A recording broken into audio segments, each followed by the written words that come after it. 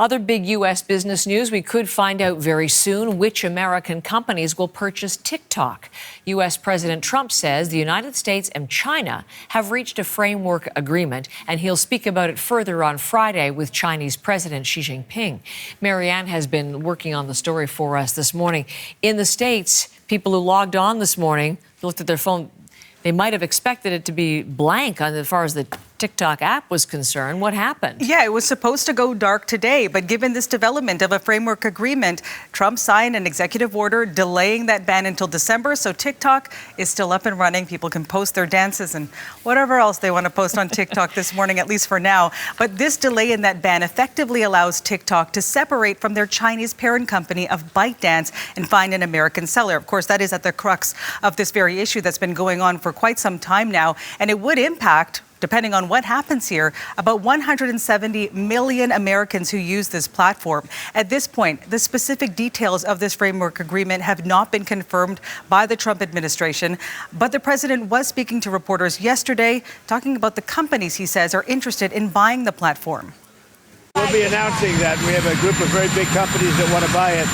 And, you know, the kids wanted it so badly. I had parents calling me up. They don't want it for themselves, they want it for their kids. They say, if I don't get it done, they're in big trouble with their kids. And I think it's great. I hate to see value like that thrown out the window. So auto executives... You know, you're talking about tens of billions of dollars. So how did we get here? Well, last year, a law was passed in the United States under the Biden administration, forcing the sale of TikTok in the interest of national security concerns. That ban was supposed to take effect one day before Trump's inauguration in January.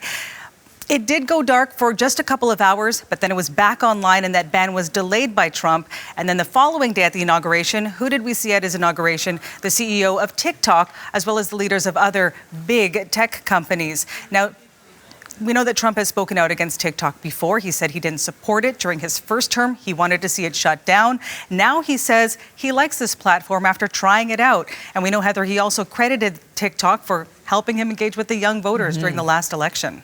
So for Canadian users, any impact on us here? Yeah, and for that we reached out to Carmi Levy. He is, of course, a friend of the show, tech expert and journalist, saying that what happens in the United States will also impact the millions of users who use TikTok here in Canada, particularly when it comes to the security concerns. Here's some of what he had to say. For years, the U.S. government said this was all about national security, but looking at the details of this deal and exactly what's happened over the 6 years since this first became a thing, it was obvious it was never about national security. If it was, the countless other apps in the App Store that originate in China would have been targeted as well. Those are still there. Those are still collecting data and conceivably sending it back to China. Here in Canada, there was a national security review, specifically last November, and that led to this order for TikTok's Canada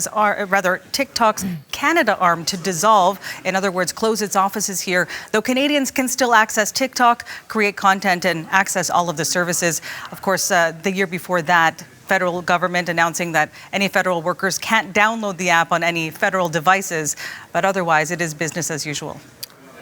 Millions, as you say, huge penetration here in Canada, so paying very close attention to what happens in that American development too. So thank you, Marianne, for everything this morning.